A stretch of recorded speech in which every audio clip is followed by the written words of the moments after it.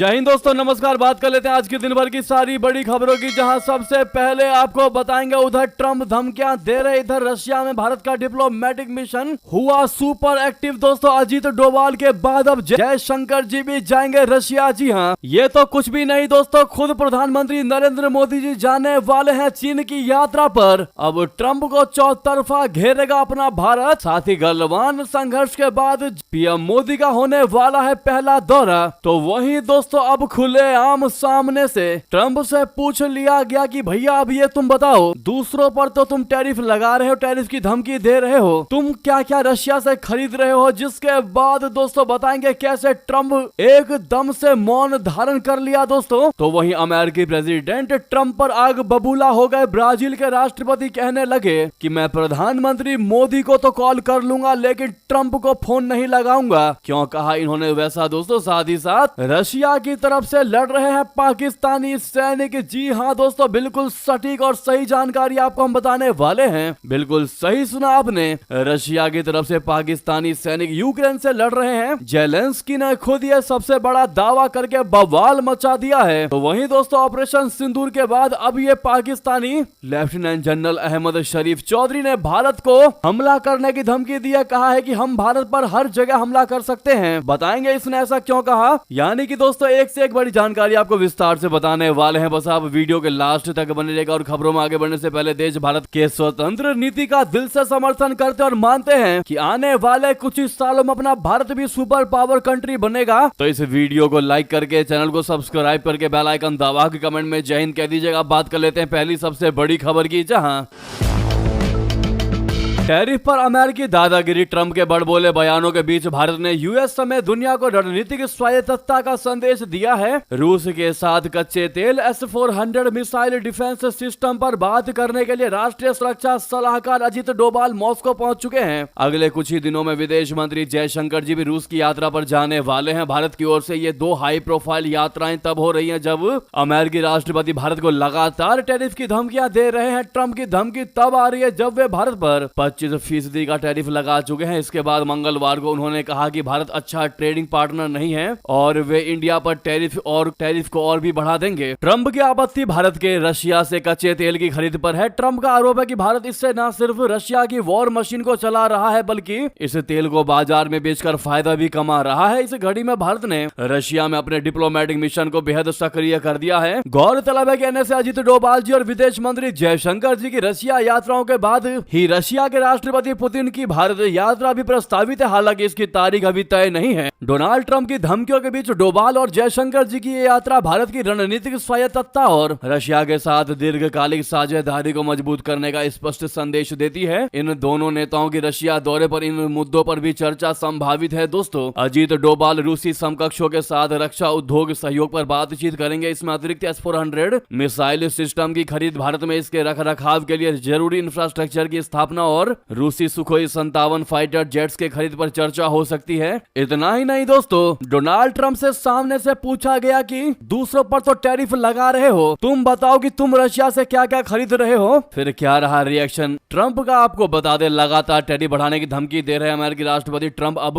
भारत के सवालों का जवाब खोज रहे हैं। ट्रंप का कहना है कि उन्हें जानकारी नहीं है कि रशिया से अमेरिका उर्वरक और रसायन खरीदता है। हाल ही में भारतीय विदेश मंत्रालय ने बताया था कि यूरोप और अमेरिका भी रशिया से कई चीजें खरीदते हैं। इधर ट्रंप रूसी तेल खरीदने के चलते भारत पर निशाना साध रहे हैं। दोस्तों व्हाइट हाउस में प्रेस कॉन्फ्रेंस के दौरान जब ट्रंप से यह पूछा गया तो उन्होंने कहा, मुझे इसके बारे में कोई जानकारी नहीं है, हमें जांच करनी होगी कि हम रशिया के साथ किस किस चीज का व्यापार करते हैं। दोस्तों इस बयान को सुनते ही भारतीयों में गुस्सा देखने को मिला है। दोस्तों ट्विटर पर काफी ज्यादा भारतीय कह रहे हैं, भैया अगर तुझे जानकारी ही नहीं है, तुम्हें खुद के देश के बारे में जब जानकारी नहीं है तो फिर दूसरों पर तुम कैसे दबाव डाल सकते हो। पहले अपने गिरेबान में झांको, क्या तुम्हारे खरीदने से रशिया को सपोर्ट नहीं मिल रहा जो सिर्फ भारत का ही खरीदने से सपोर्ट मिल जाएगा। तुम खरीद रहे हो उस चीज की, तुम मंथन नहीं कर रहे लेकिन तुम्हें दूसरे देश दिखाई दे रहे हैं। इसीलिए पहले अपने गिरेबान में झांको। वाकई में दोस्तों भारतीयों में रोष देखने को मिला है। जगह जगह ट्रंप को क्रिटिसाइज किया जा रहा है। यहाँ तक कि दोस्तों डोनाल्ड ट्रंप को अब तक का सबसे वर्स्ट राष्ट्रपति बोला जा रहा है। तो कोई कह रहा है कि पहले कार्यकाल में ट्रंप 90% काबिल थे और इस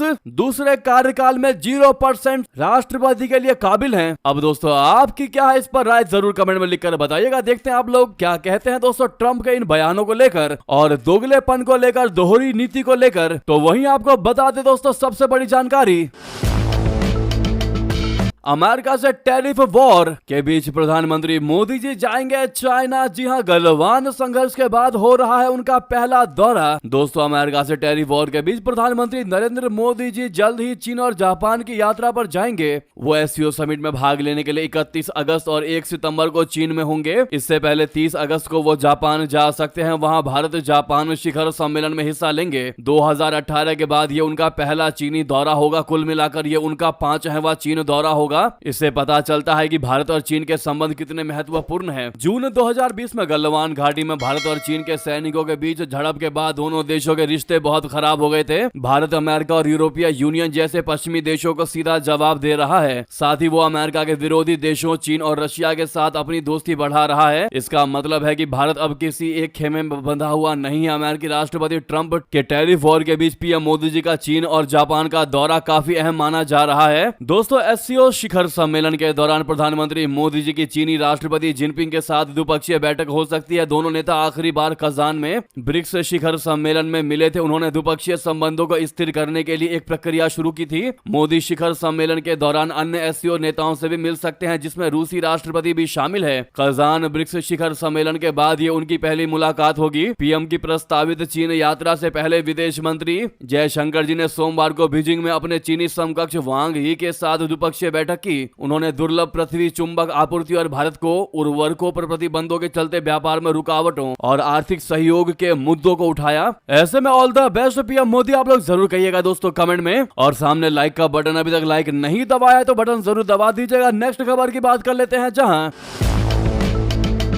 ब्राजील के राष्ट्रपति लूला दा सिल्वा ने डोनाल्ड ट्रंप के लिए एक ऐसी बात कह दी जिससे अमेरिकी राष्ट्रपति को मिर्ची लग सकती है। लूला दा सिल्वा ने कहा कि टैरिफ के मुद्दे को सुलझाने के लिए ट्रंप से बात करने में उन्हें कोई दिलचस्पी नहीं है। इसके बजाय वे भारत के प्रधानमंत्री नरेंद्र मोदी जी को कॉल कर लेंगे, चीन के राष्ट्रपति शी जिनपिंग को कॉल कर लेंगे, लेकिन वे ट्रंप को कॉल नहीं करेंगे। गौरतलब है कि ट्रंप ने ब्राजील पर 50% का भारी भरकम टैरिफ लगाया है। लूला दा सिल्वा ने ट्रंप के इस कदम को दोनों देशों के रिश्तों का सबसे अफसोसजनक दिन बताया है। लूला दा सिल्वा ने ट्रंप के टैरिफ वॉर को ब्राजील की संप्रभुता और न्यायालय की स्वतंत्रता पर हमला बताया। दरअसल ब्राजील पर ट्रंप के टैरिफ न सिर्फ व्यावसायिक प्रभुत्व की लड़ाई है, बल्कि ट्रंप ब्राजील की न्याय व्यवस्था में भी दखल दे रहे हैं। ट्रंप ने कहा है कि लूला दा सिल्वा ब्राजील के पूर्व राष्ट्रपति जायर बोल्सोनारो के खिलाफ न्यायपालिका के जरिए अभियान छेड़े हुए है। 2022 में राष्ट्रपति चुनाव हारने के बाद बोल्सोनारो पर तख्ता पलट का आरोप चला है और उन पर मुकदमा चल रहा है। ब्राजील पर 50% टैरिफ लगाने के बाद ट्रंप ने कहा था कि ब्राजील का नेतृत्व इस मुद्दे पर बात करने के लिए उन्हें कभी भी कॉल कर सकता है। ट्रंप ने कहा था कि वे ब्राजील के लोगों को पसंद करते हैं, लेकिन जो लोग ब्राजील को चला रहे हैं वे गलत कर रहे हैं। इसी पर दोस्तों वामपंथी विचारधारा से प्रभावित ब्राजील के राष्ट्रपति लूला दा सिल्वा ने ट्रंप के इस ऑफर को खारिज कर दिया। उन्होंने कहा कि ट्रंप को कॉल करने के बजाय रियो डे जनेरियो अपने हितों की रक्षा के लिए विश्व व्यापार संगठन सहित उपलब्ध संसाधनों और प्लेटफॉर्मों का उपयोग करेगा। वहीं दोस्तों अगली खबर की बात कर लेते हैं, जहां जेलेंस्की ने कर दिया एक बड़ा दावा। कहा रूस की तरफ से लड़ रहे हैं पाकिस्तानी सैनिक समेत इन देशों के सैनिक, जिसके बाद मच गया बवाल। दोस्तों रशिया और यूक्रेन के बीच जारी जंग थमने का नाम नहीं ले रही है। 3 साल से अधिक समय से ये दोनों देश एक दूसरे पर टारगेटेड हमले कर रहे हैं। हाल के दिनों में रशिया ने यूक्रेन पर हमले तेज कर दिए हैं। इस युद्ध के बीच यूक्रेन के राष्ट्रपति वोलोदिमीर जेलेंस्की ने बड़ा दावा करके सनसनी मचा दी है। जेलेंस्की ने कहा है कि यूक्रेन के खिलाफ जंग में रशिया की तरफ से पाकिस्तानी सैनिक भी लड़ रहे हैं। यूक्रेन के राष्ट्रपति ने सोशल मीडिया प्लेटफॉर्म एक्स पर सोमवार को एक पोस्ट करके कहा कि मैंने यूक्रेन की सेना की 17वीं मोटराइज इन्फेंट्री बटालियन के जवानों से मुलाकात की और वोबचांस्क इलाके के हालातों को लेकर जानकारी ली। उन्होंने कहा कि वो युद्ध के मोर्चे पर तैनात कमांडरों से मिले। उन्होंने अपनी पोस्ट में लिखा कि हमारे सैनिक रिपोर्ट कर रहे हैं कि चीन, ताजिकिस्तान, उज्बेकिस्तान, पाकिस्तान और अफ्रीकी देशों से भाड़े के सैनिक युद्ध में भाग ले रहे हैं। हम इसका जवाब देंगे। जी हाँ, हालांकि ये पहला मौका नहीं है जब वोलोदिमीर जेलेंस्की ने इस तरह का दावा किया हो। इससे पहले भी उन्होंने वीडियो शेयर करते हुए दावा किया था कि यूक्रेन ने 2 चीनी नागरिकों को रशिया की तरफ से लड़ते हुए पकड़ा है। जेलेंस्की ने बताया था कि पकड़े गए चीनी नागरिक हिरासत में हैं। वहीं दोस्तों अगली खबर की बात कर लेते हैं, जहां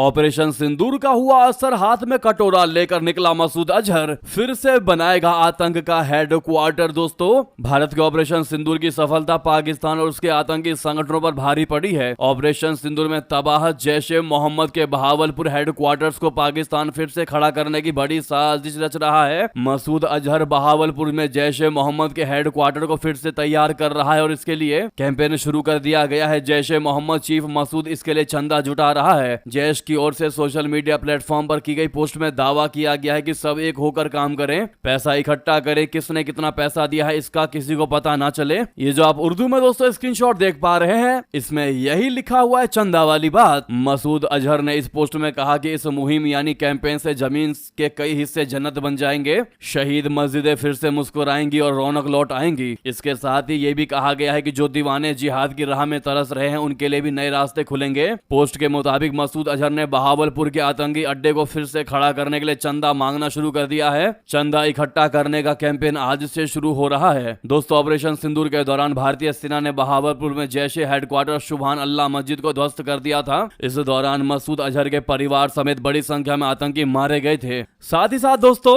इसी मुद्दे पर पाकिस्तान के लेफ्टिनेंट जनरल अहमद शरीफ चौधरी कह रहे हैं कि हम भारत में हर जगह हमला कर सकते हैं। जी हां, ब्रह्मोस हमले में 11 एयरबेस गंवाने के बाद पाकिस्तानी सेना की ये नई गिदड़ भभकी की नई खबर। पाकिस्तान सेना के मीडिया विंग ISRP के प्रमुख लेफ्टिनेंट जनरल अहमद शरीफ चौधरी ने एक इंटरव्यू में भारत को धमकी देते हुए कहा है कि पाकिस्तान भारत को कहीं से भी निशाना बना सकता है। ISPR के महानिदेशक ने इस सवाल का जवाब देते हुए कहा है कि यदि भारत ने कोई आक्रामक कार्रवाई दोहराई तो पाकिस्तान की क्या प्रतिक्रिया होगी। चौधरी ने कहा कि पाकिस्तान भारत के भीतर गहराई तक हमला करके शुरुआत करेगा, हम पूर्व से शुरुआत करेंगे। भारत को यह समझना होगा कि उन पर हर जगह से हमला हो सकता है। ब्रिटिश अखबार द इकोनॉमिस्ट को दिए एक इंटरव्यू में पाकिस्तानी सेना ने भारत को गिरड़ भभकी देने की कोशिश की है, जबकि ये वही सेना है जब भारत पाकिस्तानी एयरबेस पर हमले कर रहा था तो ये बैठकर हमलों की गहराई देख रहे थे। वहीं दोस्तों, CDS चौहान जी ने भी कह दिया कि भारतीय सेना को पाकिस्तान को तगड़ा जवाब देने के लिए 24 घंटे 365 दिन तैयार रहना होगा। जी हां, भारत के chief of defence staff general Anil Chauhan ji ने बड़ा बयान दिया। मंगलवार को दिल्ली में एक कार्यक्रम को संबोधित करते हुए CDS अनिल चौहान जी ने कहा है कि भारत को पाकिस्तान की ओर से किए गए किसी भी तरह की हिंसक कार्रवाई का जवाब देने के लिए तैयार रहना होगा। CDS अनिल चौहान जी ने यह भी कहा है कि आतंकवादी पाकिस्तान के किसी भी हिस्से में छिप नहीं सकते। उन्होंने पाकिस्तान के पूर्ण आयामी प्रतिरोध सिद्धांत को चुनौती देने की जरूरत है बताया। CDS चौहान ने जोर देते हुए कहा कि भारत की सैन्य तैयारी हाई लेवल की होनी चाहिए। सेना को 24 घंटे और वर्ष के 365 दिन तैयार रहने की आवश्यकता है। जी हां दोस्तों, अगली खबर की बात कर लेते हैं, जहां